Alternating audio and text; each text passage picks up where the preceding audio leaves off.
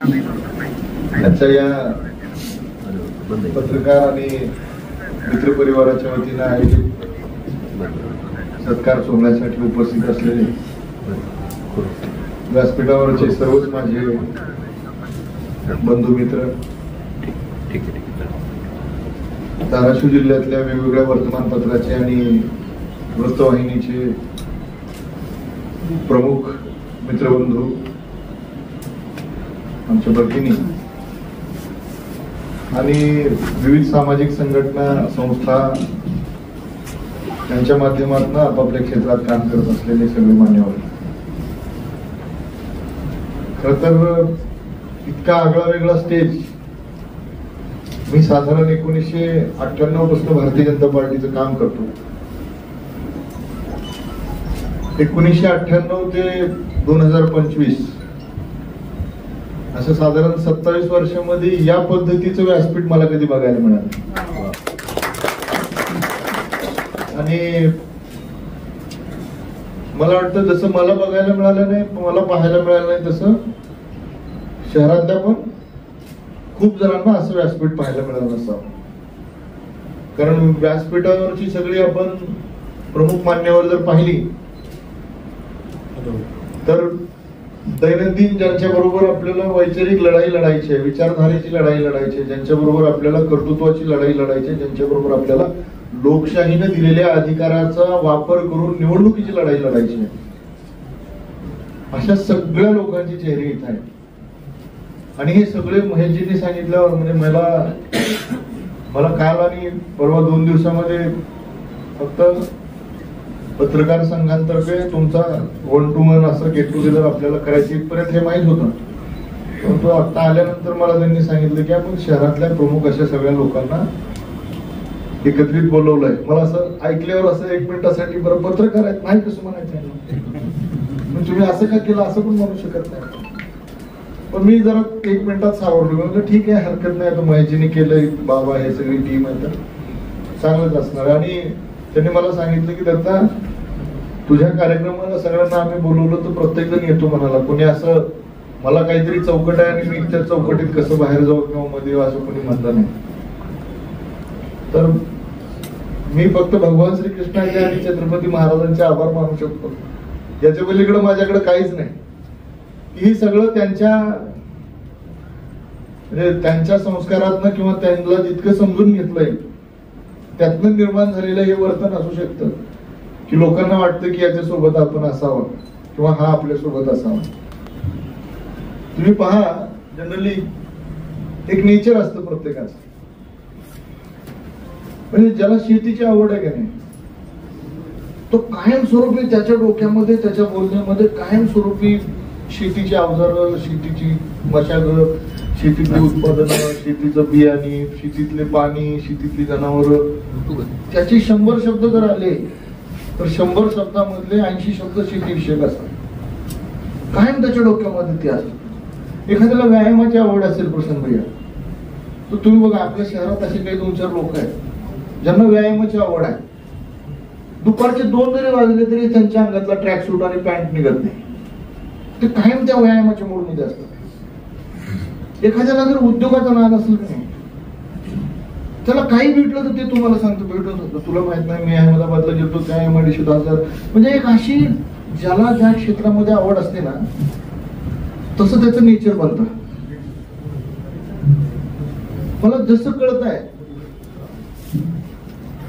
मी जसं या क्षेत्रात काम करतोय तसं माझं नेचर आभाराचं झालंय. मी कायम आभाराच्या मूड मध्ये असतो, कायम आभाराच्या नेचर मध्ये असतो. काही झालं मला मी आभार मानतो. मग समोरच्या व्यक्तीचे असतील, कुठलीही चांगली घटना घडली किंवा कुठल्याही चांगल्या व्यक्तीकडनं चांगलं काहीतरी आपल्या कानावर पडलं किंवा आयुष्यामध्ये काहीतरी बदल घडतोय असं जे काही जाणवलं असेल तत्क्षणी आपण डोळे मिटायचे आणि आभार मानायचे. म्हणजे हा जो मोड आहे ना, आभार मानण्याचा जो मोड आहे, हा मोड अजून आजच्या तारखेपासून तो अधिक वाढला. मी आता म्हणालो की मी भगवान श्रीकृष्णाचे आणि छत्रपती महाराजांचे आभार मानतो. आपण शिकलो जन्मल्यापासून आतापर्यंत आपण कसं वागायचं, कसं राहायचं, कसं असायचं, कसं नसायचं, याचं सगळ्यात मोठं मार्गदर्शन कुठे मिळतं तर ते ग्रंथांमधनं मिळतं. मी महाराजांना वाचलं, जितकं जमलं तितकं त्यातलं त्यांच्या नेतृत्वातनं, कर्तृत्वातनं, त्यांच्या प्रेरणेतनं जितकं जमतं तितकं घेतलं. आणि ह्या सगळ्या गोष्टी करत असताना महेशजींनी आता सांगितलं की कॉन्स्टेबलचा मुलगा इथपर्यंत आला, हे सगळं कसं केलं. तर महेशजी हे सगळं तर आपणच दिलेलं आहे. म्हणजे उद्योग म्हणून आपण मांडायचं म्हणलं तर यातल्या काही गोष्टी म्हणजे तुम्हाला यशस्वी असलेले फक्त आता हे 2 कारखाने, त्याचा फोटो इथं लावला आहे, किंवा ही बँकेचा हॉल, किंवा बँक पलीकडची मल्टीस्टेट इकडची जिल्हा पतसंस्था, हे सगळं यशस्वी उद्योगच तुम्हाला दिसतात. अयशस्वी झालेले उद्योग किती ते विचारायचं असेल तर ते मागे 4 जण बसलेत, त्यांना विचार. कारण नेहमी करता आनंदाचा उत्सव केला जातो, दुःखाचा कल हा नेहमी लपण्याकडेच असतो. दुःख कुठेही जागा शोधतं, कसं लपता येईल मला, आणि आनंद कायम उत्साह मनवण्याच्या मानसिकतेत असतो. कमी अधिक प्रमाणात मला 2 वेळेला अध्यक्ष व्हायला मिळालं. मी भारतीय जनता पार्टीचे आभार मानतो, नेतृत्वाचे आभार मानतो, जिल्ह्यातल्या सगळ्या सहकार्यांचे आभार मानतो, आपल्या सगळ्या मान्यवरांचे आभार मानतो. म्हणजे त्या काळामध्ये, ज्या काळामध्ये पेपरला नाव जरी आलं तरी पेपर स्टॉलवर जाऊन विकत आणायचं. नाव आलं त्याला असं त्या हायलायटरनं त्याला करून त्याचं लॅमिनेशन करून ठेवायचं. मला आठवतं आपल्याकडं अहमदपूरला नागरगोजे नावाचे माजी आमदार होते, भगवानराव नागरगोजे. मी त्यावेळेला शहराचा सरचिटणीस होतो आणि त्यांची चिरंजीव तिकीट मागायला, सुधाकरराव नागरगोजे, त्यांची चिरंजीव तिकीट मागायला लातूरला स्वर्गीय गोपीनाथरावजी मुंडे साहेब आले होते. तिथे एक ब्लड बँक आहे, त्या ब्लड बँकेचा हॉल आहे. त्या हॉलला मुंडे साहेबांचा कार्यक्रम होता आणि ते नागरगोजे साहेबाचे चिरंजीव आमदारकीचं तिकीट मागायला आले. आणि ज्यावेळेला ते तिकीट मागायला आले होते त्यावेळेला मी बघितलं, आम्हाला उत्सुकता मुंडे साहेबांना जवळून पाहण्याची, खूप साधा कार्यक्रम. तर ज्यावेळेला आम्ही बघितलं ते नागरगोजेंकडे इतकं मोठं असं फाईल होती, आपलं फोल्डिंग फाईल असते ना, त्यांची मोठी फाईल होती.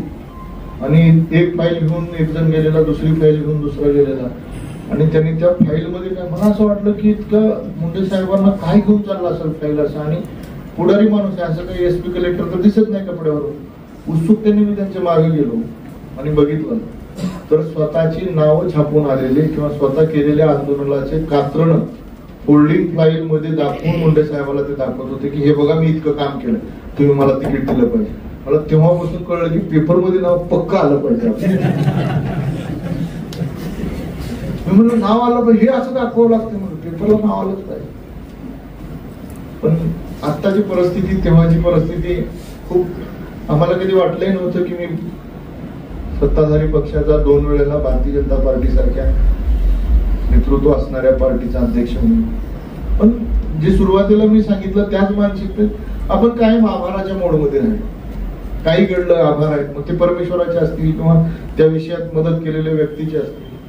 आणि उद्योगाच्या बाबतीत तर म्हणजे हे सगळं इतकं अकल्पित आहे, मलाही माहित नव्हतं. इथं बालाजी कोरे आमच्या एका मित्राच्या मातुश्रीचं निधन झालंय त्यामुळे तिकडे गेले. पण ते जर असते तर त्यांना मी उभा करून विचारलं असतं की सांग आपण पेट्रोल पंपाच्या बाबतीत कसं झालं, जो पहिला उद्योग तुम्ही कसा केला, उद्योगातनं नेमकं आपल्याला इथपर्यंत कसं येतं. म्हणजे हे सगळं मी काल आपल्या धाराशिव जनता सहकारी बँकेचे म्हणजे उस्मानाबाद जनता सहकारी बँकेचे अध्यक्ष मान्य नागदे साहेबांना भेटायला गेलो. त्यांनी मला एक 10-15 मिनिटं बसून आध्यात्मिक क्षेत्रात काम करतात त्यामुळे त्यांनी खूप वेगवेगळ्या माध्यमातून उदाहरणं देऊन मला कौतुक केलं. आणि त्यांनी त्यांची जी सहकारी तिथं होते त्यांच्याबरोबर गप्पा मारताना ते असं म्हणाले की चेहरा, चारित्र्य आणि मेहनत या 3 गोष्टी असतील तर तुम्ही यशस्वी होऊ शकता. त्यामुळे चेहरा म्हणजे असं की चेहरा म्हणजे तू किती गोरा आहे, तू किती काळा आहे किंवा तू किती सौंदर्य तुझ्याकडे दिलंय परमेश्वरानं, हा चेहरा नाही. चेहरा, चारित्र्य आणि मेहनत या 3 गोष्टी तुमच्याकडे असतील तर तुम्ही यशस्वीरित्या काम करू शकता. आणि ते कसं करू शकता म्हणजे आपल्याला, आपण कायम विद्यार्थ्याच्या मोडमध्ये असल्यामुळे आपल्याला ते चिंतन केलं आपण की हा हे म्हणतात ते नेमकं कसं. तर त्यांनी सांगितलं की लहानपणापासून तुम्हाला ज्या दिशेनं जायचं आहे त्या दिशेसाठीची तुमची एक काहीतरी रचना ठरली पाहिजे. आणि मग तशी रचना ठरवून जर तुम्ही कामाला लागला असाल तर मग तुमचा आपोआप एक चेहरा बनतो, ज्या चेहऱ्यावर समाज विश्वास ठेवतो. ते म्हणतात नाही बुवा हा आहे ना, मग हे करू आपण. आणि त्या विश्वासासोबत जर तुमचं नैतिक अधिष्ठान चांगलं असेल किंवा तुमची वागणं बोलणं समाजाशी व्यवस्थित राहणं किंवा कुणाचा कुठला एखादा व्यवहारात एखादा रुपया न बुडवणं किंवा एखाद्याचं काही न लुटणं, नैतिक अधिष्ठानानं राहणं, हे जर तुमच्याकडे असेल तरी तुम्ही यशस्वी होणार. आणि सगळ्यात महत्वाचं आहे ती म्हणजे मेहनत. या तिन्ही गोष्टी म्हणजे महेशजींनी मला सांगितलं की धाराशिव जिल्ह्यातल्या रोजगाराच्या किंवा उद्योगाच्या संधी, या तिन्ही गोष्टी आपल्यासाठी महत्वाच्या. मी खूपदा विचार केला, प्रशांत भैया आपल्या जिल्ह्यात एवढं मनुष्यबळ, आपण नेहमी म्हणतो हवा पाणी तुळजाभवानी, ही चांगली गोष्ट आहे. म्हणजे आपल्याकडं 2 नंबरचा स्वच्छ सूर्यप्रकाश आहे देशातला. आपल्या देशामध्ये सर्वात जास्त स्वच्छ सूर्यप्रकाश कुठं असेल तर 2 नंबरचं ठिकाणी धाराशिव आहे. आपण बघतो सोलार एनर्जी मध्ये आपल्या जिल्ह्यामध्ये नाही जरी म्हणलं कमीत कमी 3.5 ते 4,000 कोटी रुपयाची गुंतवणूक आपल्या जिल्ह्यात आहे. 3.5 ते 4,000 कोटी. आपण सगळे पत्रकार बांधव याची माहिती घेऊ शकता. मग अर्थकारण कसं फिरतं तर आपल्याकडे कुठली गोष्ट अनुकूल आहे, आपल्या गोष्टीकडचं पोटेन्शियल कुठलं आहे. म्हणजे बघा आपण कोकणामध्ये गेलो तो कोकणाला विपुलता कशाची दिली आहे, सृष्टीनं तिथं निसर्गाची विपुलता दिली. आणि मग तिथली मनुष्याची घनता कमी आहे, लोकसंख्येची घनता तिथली कमी आहे, परंतु तिथं विपुलता कशाची आहे, निसर्गाची आहे. आपल्या इथली लोकसंख्येची घनता किती आहे, निसर्ग किती आहे, याच्यापेक्षा आपल्याकडे उपलब्ध असणारं मनुष्यबळ जे आहे, या मनुष्यबळाला आपण योग्य असं जर ट्रान्सफॉर्म दिला तर या मनुष्यबळाचा वापर आपण प्रत्येकाला व्यवसाय म्हणजे प्रत्येकाच्या हाताला काम, प्रत्येकाच्या खिशाला दाम आणि प्रत्येकाच्या चेहऱ्यावर समाधान राहू शकतो. आम्ही बनवताना असंच बनवलं. म्हणजे आम्हालाही माहित नव्हतं की आम्ही कधीतरी कारखाना काढू किंवा आम्ही कधीतरी कारखाना यशस्वीरित्या चालवू. हा फक्त इतकं होतं की सिद्धिविनायक म्हणून आम्ही काम करत असताना योग्य हाताला योग्य काम देण्याचा प्रयत्न केला आणि योग्य हात मिळाला की त्याला योग्य काम देऊनच टाकलं पाहिजे. अशाच परिस्थितीत आम्ही गेलो. आणि हे खूपदा म्हणजे आपल्या जिल्ह्याला एक ट्रेंड येतो, अभिनयजी आपल्याकडे ट्रेंड येतो, तुम्ही नीट आठवा. साधारणतः 2003 ते 5चा जो काळ होता, तुम्ही नीटपणे आठवा, आपण सगळे शहरात काम करणारे लोक, तो ट्रेंड होता फायनान्सचा. तुम्ही जिकडे बघाल तिकडे फायनान्स होते. त्याच्या आधीचा ट्रेंड होता कम्प्युटर सेंटरचा. धाराशिव जिल्ह्यात तुम्ही जिथं बघाल तिथं, धाराशिव शहरात तुम्ही जिथं बघाल तिथं तुम्हाला एरिया वाईज कम्प्युटर सेंटर दिसायचे की हे कम्प्युटर सेंटर, ते कम्प्युटर सेंटर. त्याच्यानंतरचा ट्रेंड आला फायनान्सचा. त्याच्यानंतर कुठला ट्रेंड आला, त्याच्यानंतरचा ट्रेंड आला व्हेकल्सचा. ही म्हणजे प्रत्येक 4 घरापैकी एका घरात व्हेकल असायचे. मग ते ट्रेननी ट्रान्सपोर्टेशनचं काम करायचं. असे ट्रेंड येत येत येत येत गेलेत आपल्याकडे. म्हणजे असं आहे की 2011 साली ज्यावेळेला सिद्धिविनायक मल्टीस्टेटचं रजिस्ट्रेशन झालं, उपेंद्रजी त्यावेळेला 27 मल्टीस्टेटचं रजिस्ट्रेशन धाराशिव जिल्ह्यात झालं होतं. 27 म्हणजे सगळ्यात जास्त रजिस्ट्रेशन असलेला जिल्हा बीड आणि त्याच्यानंतरचा सगळ्यात जास्त रजिस्ट्रेशन असलेला जिल्हा धाराशिव. तुम्ही बघा मागच्या 5-6 वर्षामध्ये आता जागरी पावडरचे प्लांट झाले तर देशाला एकूण देशाला लागणाऱ्या गुळ पावडरच्या 60% गुळ पावडर तुमचा धाराशिव जिल्हा निर्माण करा. 60%. कल्पना करा. अनएम्प्लॉयमेंट किती झाले आहे. या माध्यमातून निर्माण झालेली जी एम्प्लॉयमेंट आहे ना, या एम्प्लॉयमेंटला गव्हर्नमेंटनं रजिस्टर्ड केले नसेल बट नाही यांचा कधी पगार थांबतो, नाही यांच्या कुठल्या अडचणी येतात, नाही यांना कुठल्या वेगळ्या माध्यमातून त्यांची कुठं पिळवणूक होते, काही नाही. हे उद्योग देणाऱ्या व्यक्तीला, उद्योग निर्माण करणाऱ्या व्यक्तीला उद्योगाच्या माध्यमातून जर सामाजिक क्षेत्रात, म्हणजे आम्ही तर असं काम करतो, आम्ही आता आमचे परिवारामध्ये सिद्धिविनायक परिवारामध्ये 755 लोक आम्ही सहकारी मिळून काम करतो. आणि या 755 लोकांमध्ये एकही उद्योग असा नाही की जो एकटाच उद्योग आहे की जो त्याचा प्रोप्रायटर मी आहे आणि त्याचा थेट 1 रुपया माझ्याच घरी येतो, असं एकही उद्योग नाही. आणि हे आम्ही ठरवून केलं ना, तर बिलकुल नाही. कदाचित नियतीलाच तसं अपेक्षित असावं की तू 1 रुपया मिळाला तर तुला 10च पैसे मिळाले पाहिजे, तुझे 90 वाटलेच गेले पाहिजे. हे ठरवून झाल्यासारखं आहे. पण आता तो ट्रेंड झाला. इतकं मनुष्यबळ व्यवस्थित आपल्याकडे असताना सुद्धा आपल्याकडे बऱ्याचदा काय होतं की म्हणजे जे धोरण ठरवणारी लोक आहेत, म्हणजे आम्ही पुढारी मंडळी त्या पातळीवर आम्ही काम करतो, परंतु बोलताना सुद्धा आपण कुठल्या मुद्द्यांवर बोललं पाहिजे. आपण एखाद्यामध्ये पोटेन्शियल दिसलं, म्हणजे आमचा आरिफ भाई उत्तम फोटोग्राफर आहे, तर आरिफ भाईला त्याच्या मनामध्ये आपण स्वप्न जागे करून दिले पाहिजे. तुझा स्टुडिओ झाला पाहिजे, तुझ्याकडे तू पुण्यात ऑफिस असलं पाहिजे, तू पुण्यामधले लोक तुझ्याकडे आले पाहिजे, तू असं म्हणजे त्यातलं अपग्रेडेशन आपण काय देऊ शकतो. तर ही नेचर आणि ही कन्सेप्ट लोकप्रतिनिधींनी किंवा या समाजाचं नेतृत्व करत असणाऱ्या किंवा त्या घटकामध्ये स्वतः काहीतरी सिद्ध केलंय अशा लोकांनी ती केली पाहिजे. मी बऱ्याचदा म्हणतो, खूप जण माझ्याकडे येतात आणि एक सगळा महत्वाचा मुद्दा काय असतो ताई, की माझ्याकडे कोणी जरी आलं, मी स्वतःला पहिलं तर मी यशस्वी उद्योजक नाहीये. तर खूप जण कौतुक करताना किंवा उल्लेख करताना असं म्हणतात की आपल्या जिल्ह्याचे यशस्वी उद्योजक. मी 100% यशस्वी उद्योजक नाही. मला माझा उद्योग ज्या दिवशी मला वाटेल की या डिझाईन मध्ये तो आता चालतोय, त्या दिवशी मी सांगेन की मी यशस्वी उद्योजक आहे.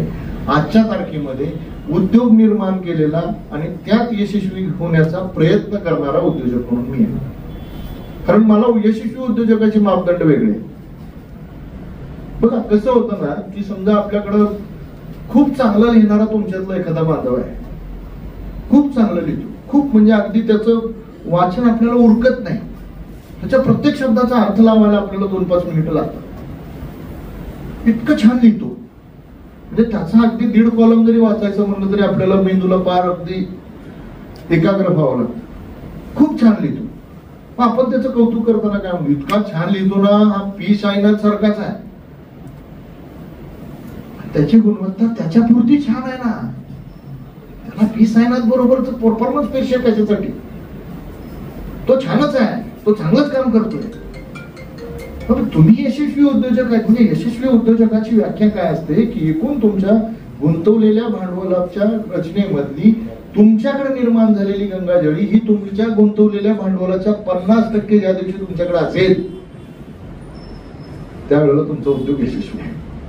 म्हणजे मी 10 रुपये जर उद्योगामध्ये लावलेत आणि उद्योग चालवून त्याच उद्योगातल्या नफ्यातनं मी जर 5 रुपये माझा सगळा खर्च भागवून 5 रुपये जर मी शिल्लक ठेवले असतील आपत्कालीन परिस्थितीमध्ये काम करण्यासाठी, किंवा माझ्या आपल्याकडे कंपनी आहे हायवेची कामं करायची, आपल्याला त्यांच्याकडं भेटून मी त्यांना सहज विचारलं की तुम्ही हे मॅनेज कसं करता. तुम्हाला खोटं वाटेल, त्या कंपनीच्या पुढच्या 5 वर्षाच्या कर्मचाऱ्यांच्या सगळ्या पगारीच्या रकमा नॅशनल बँकेमध्ये एफडी करून त्यांनी ठेवल्या. तुमच्या माझ्या ओळखीची कंपनी आहे, मी तुम्हाला आता जाहीर नाव नाही सांगत, पण तुमच्या माझ्या ओळखीची कंपनी. मग ते खरे यशस्वी उद्योजक आहेत.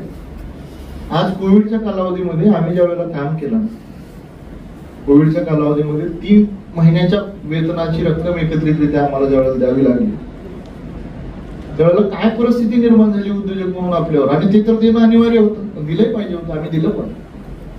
मग त्यावेळेला ठरलं की आपल्याला आपली डिझाईन, आपल्या ज्या व्हॅल्यू एडिशन आपल्याला संस्थात्मक करायच्या, व्यवसायात्मक करायच्या, त्यासाठी काय केलं पाहिजे.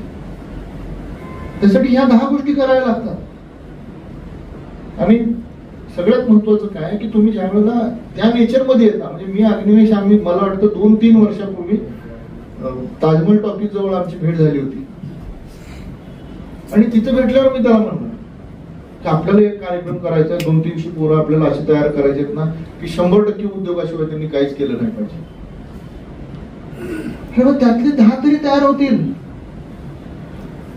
आता खूप जणांच्या उद्घाटनाला कार्यक्रमाला आपण जातो आणि त्या रस्त्याने नंतर ज्या वेळेला 2 महिन्याने आपण जातो ना, तर त्या उद्योगाची अवस्था अशी असताना काउंटरवर एक जण असा दुकानाकडे पाठ करून बसलेला असतो, बाकडे समोर टाकलेले असते, त्याच्यावर 2 बसलेले असते.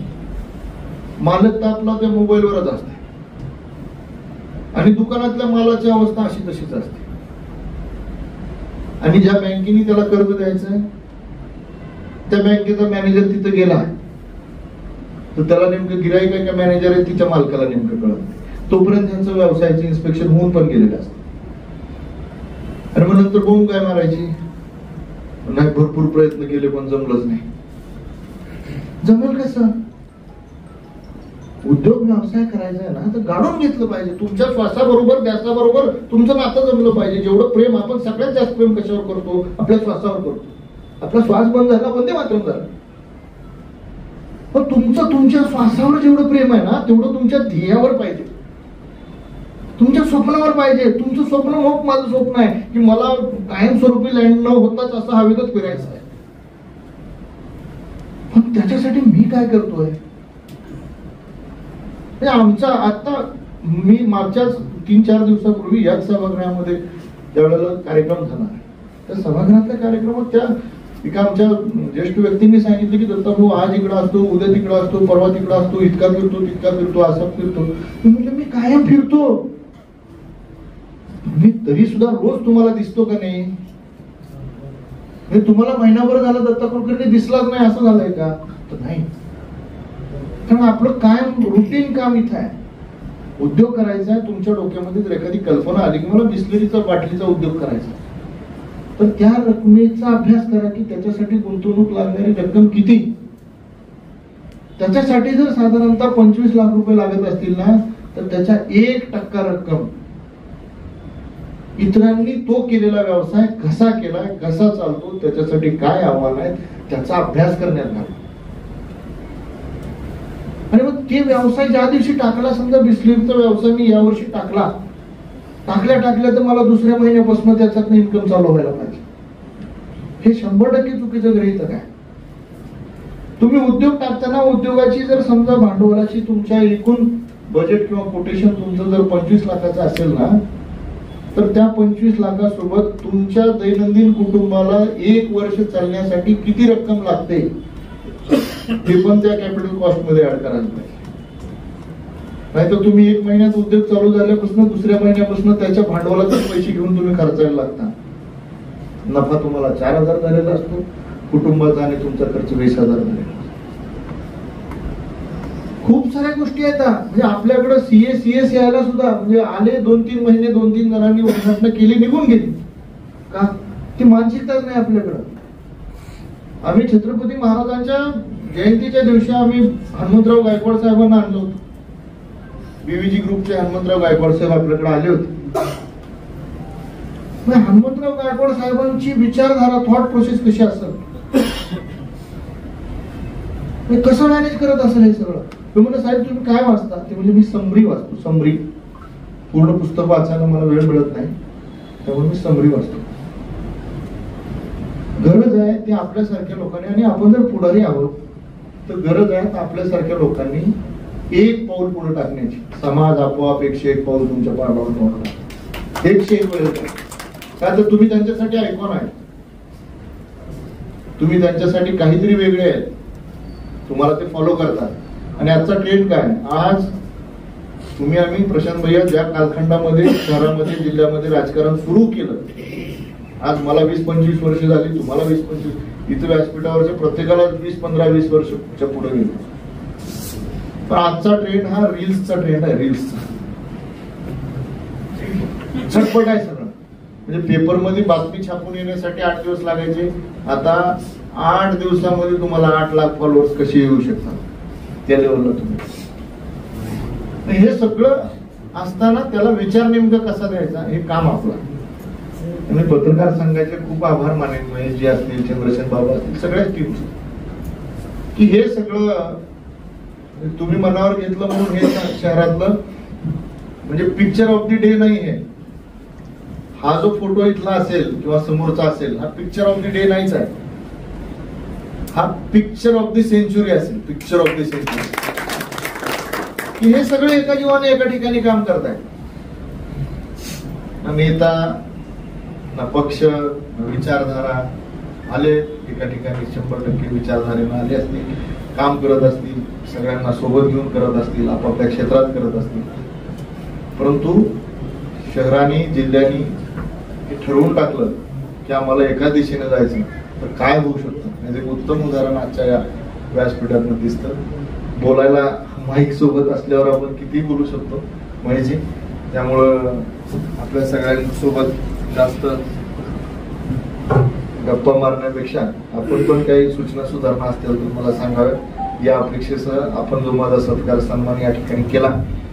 आणि इतकंच सांगेन की सिद्धिविनायक परिवाराच्या माध्यमातून खूप साऱ्या लोकांना आपण कर्जाच्या माध्यमातून असेल किंवा वेगवेगळ्या संस्थात्मक विषयाच्या माध्यमातून असेल खूप साऱ्या लोकांना मदत केली.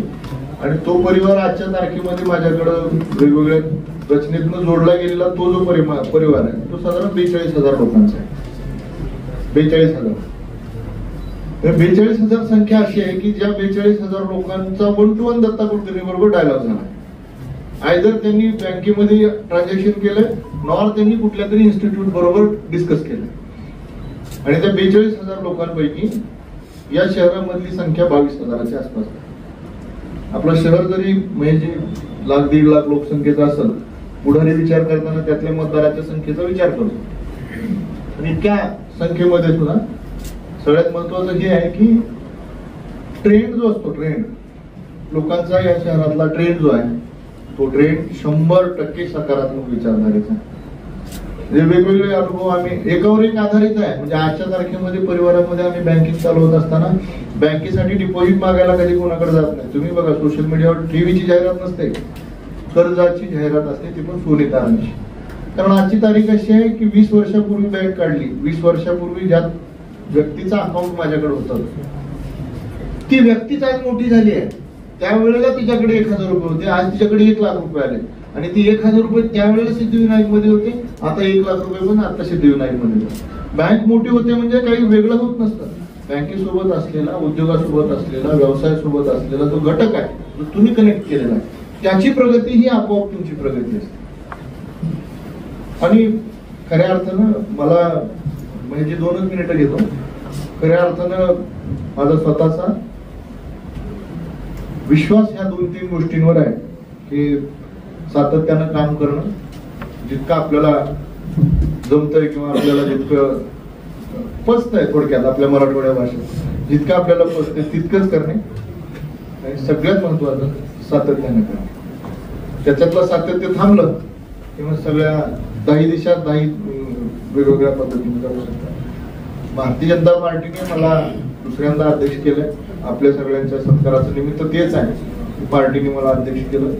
मी पार्टीचा खूप ऋणी आहे. आणि मी पहिल्यांदा जे सांगितलं ते मी आभाराच्या मोडमध्ये कायम आहे आणि राहीन. पण मला वाटतं की पत्रकार संघ आणि या सगळ्या टीमनी एक असं जे महेशराव जे मगाशी तुम्ही बोललात तसं फोरम काहीतरी जरी करता आलं तरी आपण करू. आणि पत्रकारांमधलं पण सयाजी सारखा एक उत्तम उद्योजक तयार झाले. कुठे गेले आपले सयाजीराजे? उत्तम उद्योजक तयार झाले सयाजीराजे सारखे. आमचं ठरलं की मी म्हणालो की आमदार राणा जगजितसिंह पाटील साहेबांचे त्या नाशिकच्या एका कंपनी बरोबर खूप चांगले संबंध आहेत. ते कोणाला येऊ देत नाहीत तिथं भेटायला. पण त्यांच्या संबंधाचा वापर करून आपण तिथं जाऊ आणि ते सगळे टूर करू म्हणलं आपली 10 लोकांची ज्यांना यायचं त्यांनी. शिंदे साहेबांनी अजून एक जण आहे तर ते येऊ देत नाहीत तिकडे किंवा त्यांना ते तेवढे ते बिझी शेड्यूल आहे त्यांचं की त्यांना ते जाता गरज नाही वाटत की लोकांना कुठेही करावं. पण आपण जर तिथे गेलो तर आपल्यातलं कुणी 10 पैकी 1 जण जरी आपण तयार झालो तरी आपल्यासाठी खूप आहे. तर सयाजीराव सारखा पण एक चांगला उद्योजक इथं तयार झाले. तर असं काय करता येतं की आपण बघूया आणि या पूर्वच्या दिशेने जाऊया. मी आपला नम्रतेनं परत एकदा आभारी आहे. धन्यवाद.